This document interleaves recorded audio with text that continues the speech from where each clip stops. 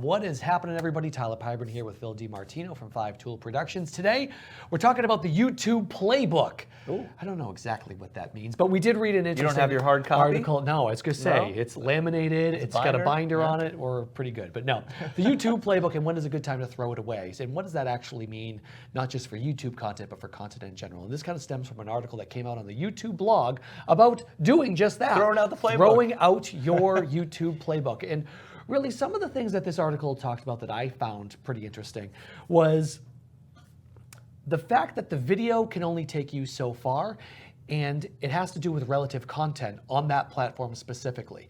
What I mean by that is, think about yourself as the end user. When you log on to YouTube and you go ahead and you try to watch a video itself, more often than not, you're going to be taking a look at what are the related videos next, right? And that's how it gets you into the rabbit hole of watching more. The same holds true for things like Facebook and Instagram, right? You're going to be, if you hit the search bar on Instagram, you're going to see a lot of content that was very similar to things that you've been looking at and watching, right?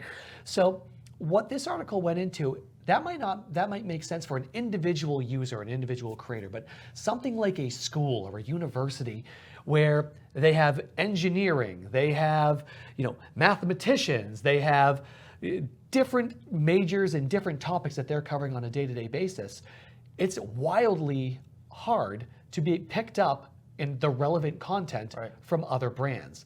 And what they really stressed on were a few key factors, things like, well, making sure you're putting out a lot of that content for engineering, for mathematicians and things like that. But it also focused on what is wrapped around the video as well. Talk to me about that. What does that mean when I say wrapped around the video? It's not just the video that's important, it's the other stuff as well. Yeah, and so on a platform like YouTube, it's easy to think about, oh, I made a great video, I'm gonna post it up and, everyone's gonna see it. Not even all your subscribers might see it, first of all, because they might not have notifications turned on. But the other stuff that's wrapped around it is title, it's description, it's captions, it's all of this other data that goes into telling YouTube and telling Google what this video is about and who might be interested in it. You mentioned the related videos right next to it. That's part of it, but it's also algorithms on all of these platforms that there's a lot of data getting tracked about you. Realize it or not, at this point, I think most people Everybody knows that it's happening. Every single action you take on any of these platforms informs other actions. So if I hang on and watch a video, you mentioned engineering, about engineering for 5, 10, 30 seconds, I'm training that platform to know that I'm interested in whatever keywords are a part of that video. And that includes title, description, keywords, all of the metadata involved in that. So you can't just put these videos up. You need to be thinking about everything else that goes into that whole package of the video. Now, this goes for the platform itself, but it also obviously goes into marketing and how you're distributing the content as well. The other piece of this is, don't neglect the thumbnails, right? The important thing we always talk about, headlines matter. Well, thumbnails are incredibly important when it comes to things like YouTube or being found on relevant content, because you want to catch people's eye. You want to say, what is that? I'm a little shock and awe. It's kind of that OMG moment, no matter what way you're looking at, whether it's you're excited, you're happy, you're sad, you're angry. You want people to look at that thumbnail and say, oh, I want to watch that. So uploading it's your own thumbnail that has a little bit of text on there, but also something that's going to grab folks' attention is also incredibly important. And not to mention, that also plays in with the algorithm, because YouTube, Google, they all like the fact that you're adding more data and more things that they can track, like a thumbnail. It's just going to be helpful to get your content seen even more. There's like 4 things I wanted to say as you were talking there. Thumbnails, it even means something different to us, because when we deliver things for a client to review, oftentimes we're not publicly posting it. We're posting it to somebody who's going to post it. Going to be posting it. And the thumbnail, even in that standpoint, is critically important. It's probably the thing that's commented on most often when we send videos to review for clients. The image that's up before the video starts, it sets the whole tone for what people think of the content they're about to watch. It happens to us with clients where if it's messy or it's gross or it's usually just a still frame from within the actual video of, might be someone taking a sip of water in the middle of a shot or whatever it may be. But if you take the time to compose that and make it relevant and make it clean, that's the first impression. You only get one chance there. We deal with it with clients, and it's totally understandable. It's the first thing you see. But when you're publicly posting content, it's even more important because that's the first thing people are going to see in search results, in related videos. People are going to judge a book by its cover here, and they're going to decide whether or not they're going to watch it. We talk a lot with clients about the first 3 seconds of videos when they're posting them on social networks, because you got to catch people and stop the scroll. You got to stop the scroll. We always tell people, but even before they get to that, if you're talking about things like related content, that thumbnail is critically important. First impression, no other chance you're going to have to make it. And by the way, if somebody gets served a related video and they opt not to click on it, they're also telling the algorithm something, which is, I don't care about that content, or at least I didn't notice it. And then every time that happens to your stuff, it's less likely to get clicked on. It gets demoted. It gets demoted. No question. So the title and the thumbnail that people see in related content is super important. And you'd be surprised in some of the places that it shows up, right?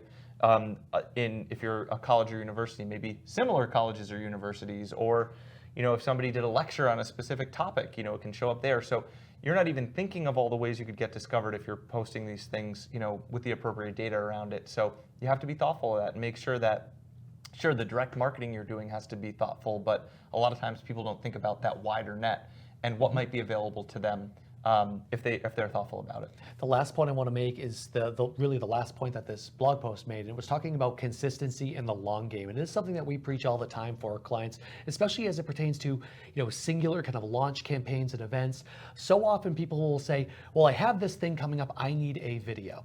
And that's great, but what have you been doing throughout the course of the year to go ahead and educate them and talk with them, among them, about that similar topic? So I'm going to continue to talk about engineering. If you literally say, I have one engineering event coming up in November, and you only have one engineering launch video, that's probably going to get lost in the shuffle. Whereas throughout the course of the year, if you're creating engineering content, engaging with people that are interested in engineering throughout the course of the year, and then tell them, hey, I have this event that's coming up. Here's a video that actually launches this campaign. They're going to be a lot more excited, engaged, and empowered to go ahead and share that and watch more of the other content that they might not have watched it before. And the same goes for when I use the university as an example. Take my alma mater, right? Curry College. They had several majors there, right? Nursing, criminal justice, communication, early education.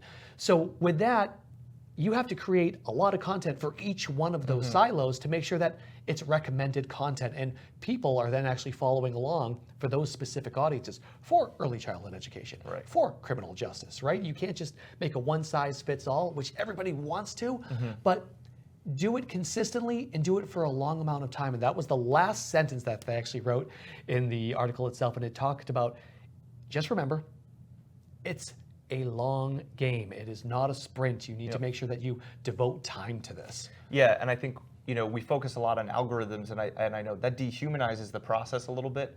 It's really important because that's how people aren't making active decisions about what they see. They might think they are. Oh, I'm following this page. I'm following my alma mater. The first click is. Right. From there it is. From there, it's not active decisions. So the algorithm is critically important, and you have to play to it, and you have to give a lot of relevant content. But the reason that's dehumanizing it a little bit is that it can't just be consistent bad content. We talked about stuff getting deprioritized. It has to be consistent, relevant, good content, so that when people who are interested in engineering at your alma mater see it, they actually want to engage with it and they want to watch it. And the thumbnail isn't misleading and the title isn't misleading, so that they know this content is good, they stick around, they watch it, and as you're consistently posting, they're engaging more and more. And when you have that big event and you want them to do something, they know you're a trusted source and they've been paying attention all year round leading up to this event. And by the way, they don't just see your promo for the event, they say, oh, these people actually have something interesting to say and they've been providing me value throughout the course of the year. You're building that relationship. So I don't want to put too much focus on the algorithm, but it is really important.